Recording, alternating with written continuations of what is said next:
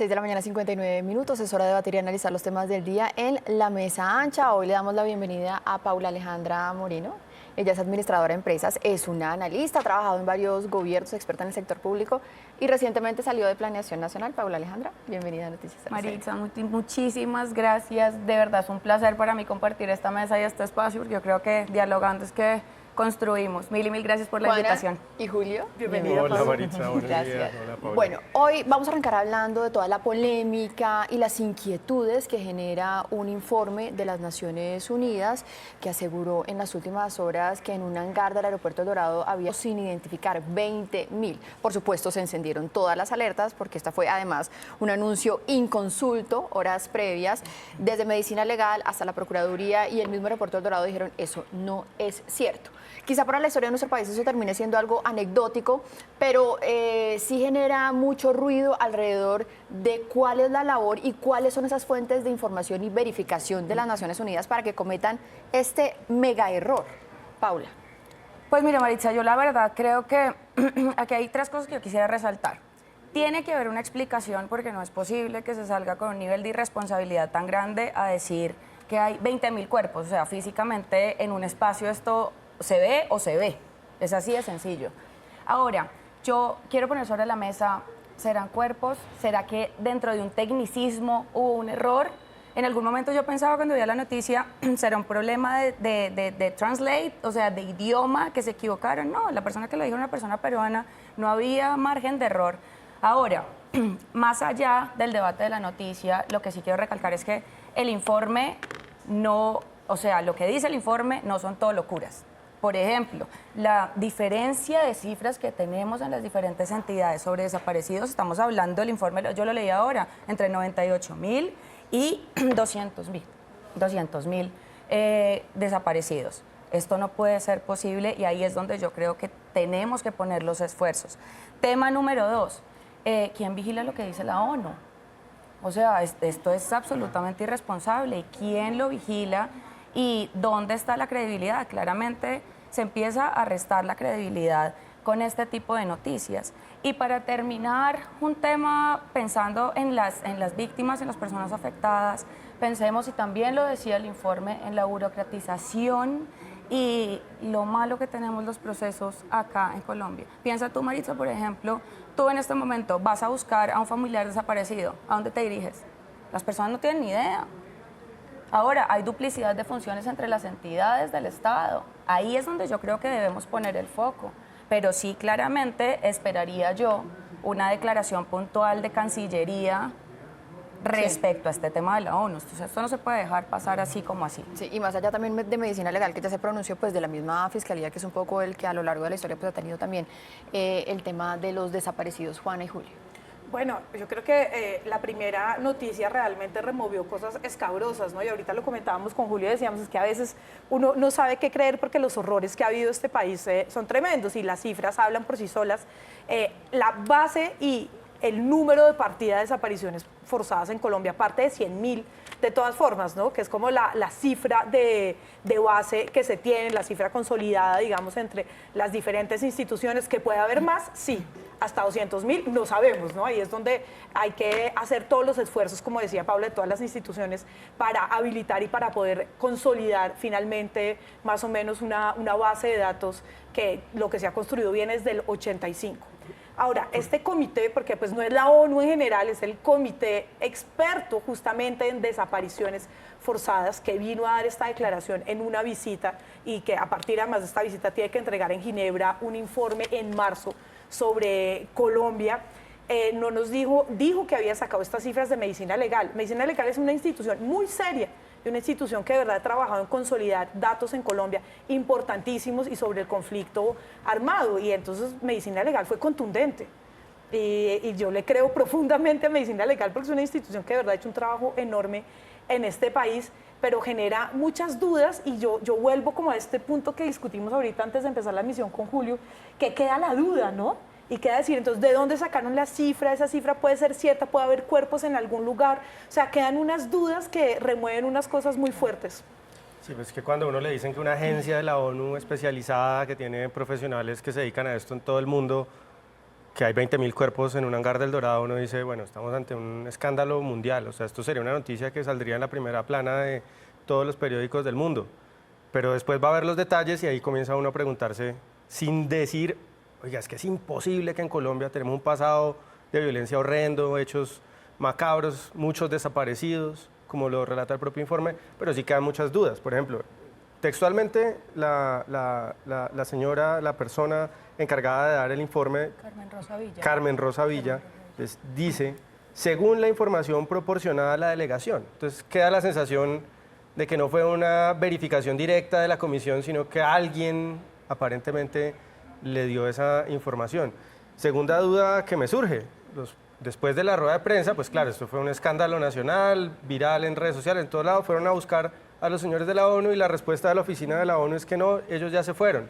La rueda de prensa fue por la mañana y ya en la tarde no estaban en el país. A ver, si hablamos de una noticia mundial, tú no sueltas una información de este calado y inmediatamente te vas del país. Y lo otro, que es una posibilidad, es que los señores de la ONU dicen, nosotros por respeto no hablamos de huesos. Normal, es decir, no se usa esta expresión porque pues, es atentatoria contra la dignidad de las víctimas, etc. Se habla de cuerpos. Entonces, está la duda si es que estamos hablando de partes de cuerpos o de cuerpos individuales, digamos, este hallazgo que hay, porque hay una diferencia gigante entre partes humanas y cuerpos. Sí. Creo que hay algún tipo de confusión en la redacción y en la elaboración del informe, sin decir, como insisto, han pasado tantas cosas horribles que yo no descartaría y por supuesto que hay que ir al fondo del asunto de qué fue lo que ocurrió. Pero en todo caso, así se tratará, por ejemplo, de muestras de ADN de personas desaparecidas. En las verificaciones que hicieron los órganos de control y las autoridades en las últimas horas dicen, encontramos que todos los hangares están dedicados a temas aeronáuticos, comerciales y privados. O sea, no hay ni siquiera que uno diga un laboratorio donde puedan estar almacenados. Y quiero ir entonces allí, si esto pasa, y digamos insistir en eso, si esto pasa en este informe, ¿qué puede estar pasando con los mecanismos de verificación de las Naciones Unidas alrededor? Porque es que son las Naciones Unidas las que hacen, por ejemplo, hoy la verificación de los procesos de paz en el país. Pero es que Maritza, aquí por eso yo decía, tenemos que llegar al fondo del asunto. Sí hay un hangar donde llegan los cuerpos repatriados. O sea, esto tiene un fondo, esto debe tener una explicación. Por eso el llamado al gobierno puntualmente, pedirle una explicación a la ONU, esto no se puede dejar pasar, es una irresponsabilidad. Ahora ya tenemos suficiente con la imagen de Colombia internacionalmente como para ahora agregarle un componente pues adicional tan grave. Pensemos en las víctimas. ¿Qué pueden estar pensando las familias o sintiendo las familias hoy? Hasta cierto punto se vuelve revictimizador este tipo de cosas que pasan, este tipo de informaciones sin ser verificadas. Ahora, el comité para este tipo de temas de desapariciones no es el mismo comité de verificación para el conflicto armado. Digamos que la ONU es un monstruo, ¿no? La ONU es un monstruo llena de comités, de ramitas, de tentáculos en todas las áreas, ¿no? Eso no quiere decir que no se pueda preguntar o que no se pueda poner en duda a veces o cosas así, pero sí hay que dejar eso muy claro, ¿no? No es el mismo comité que dijo esto, no es el mismo comité que verifica y no son los mismos comités que verifican y acompañan los procesos de paz, por ejemplo. Juana, y si me dejas complementar, a mí me surge una duda y es, la persona de quien hablamos ahorita, uno de los miembros del comité, tiene más de 40 años de experiencia. Y han cubierto, además han cubierto Irak, Siria, o sea, han estado además en lugares de conflicto también gravísimo y bravísimo, entonces no son jóvenes inexpertos que llegan a estos contextos de guerra. No, jugando con el sentimiento de tantas familias en Colombia que efectivamente tienen familiares desaparecidos y que les digan, les creen una ilusión de esto, ¿no? De entender qué fue lo que pasó con su familiar desaparecido, pero es muy doloroso. No, muy fuerte. Bueno, pues aquí hay un error, esperamos que haya claridad por parte de las Naciones Unidas. Pasemos a nuestro siguiente tema y es toda la polémica que hay alrededor, sobre todo en redes sociales. Esta es la tendencia número 1, 2 y 3 en este momento en redes sociales por el hecho de que ayer el presidente Gustavo Petro le entregara una bandera del M-19 al expresidente de Uruguay, Pepe Mujica. Por supuesto, muchos lo que están diciendo es, el presidente, él puede sentirse orgulloso de su pasado guerrillero, pero allí estaba en un acto oficial entregando una condecoración de la Casa de Nariño. Quiero preguntarles sobre este tema, Julio. Bueno, el presidente, tengo la sensación de que no ha entendido bien qué representa ser presidente y las responsabilidades que tiene, ¿no? No una figura de división, ni de odio, sino por lo menos la pretensión de representar internacionalmente al país. Pues claro, el M-19 no representa a todo el país. Claro, otro aspecto de la noticia es, hace 2 días estamos hablando del escándalo involucrado el gobierno, Bonilla, la esposa del presidente, el hijo del presidente, todas esas cosas.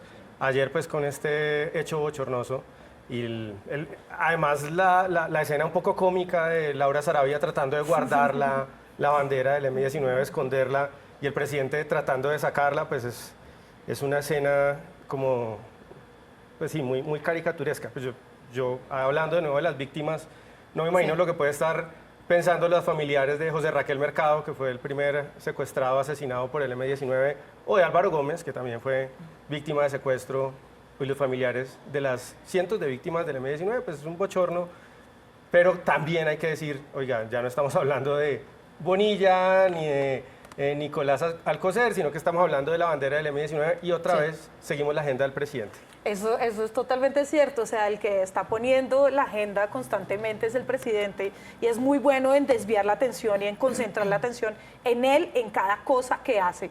¿No? Eso es un genio, digamos, en esos términos para llamar la atención en términos de comunicación. Bueno, totalmente innecesario, eso creo que no hay gran discusión.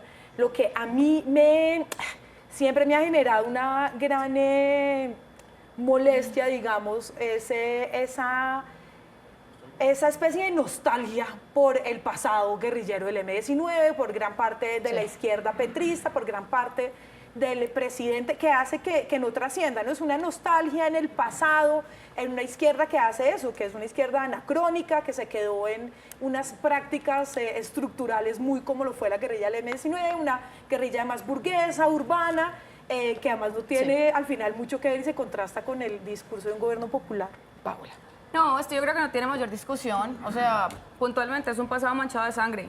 Fin, no hay necesidad de entregar una bandera de un grupo guerrillero. Fin de la historia. El presidente Pepe Mujica tuvo muchos aciertos en su gobierno, tuvo también cosas que se pudieron haber hecho mejor. Es una persona que actualmente sufre un tema de salud complejo. Pues hombre, se le pudo haber dado cualquier otro tipo de detalle. La bandera del M-19 no nos representa, creo que hace parte de nuestro pasado, fin de la historia. Eso No nos podemos olvidar que está el presidente romantizando el legado de un grupo que fue el principal actor en el secuestro en Colombia durante los años 70. Sí. Un grupo criminal. Entonces esto es, pues la verdad es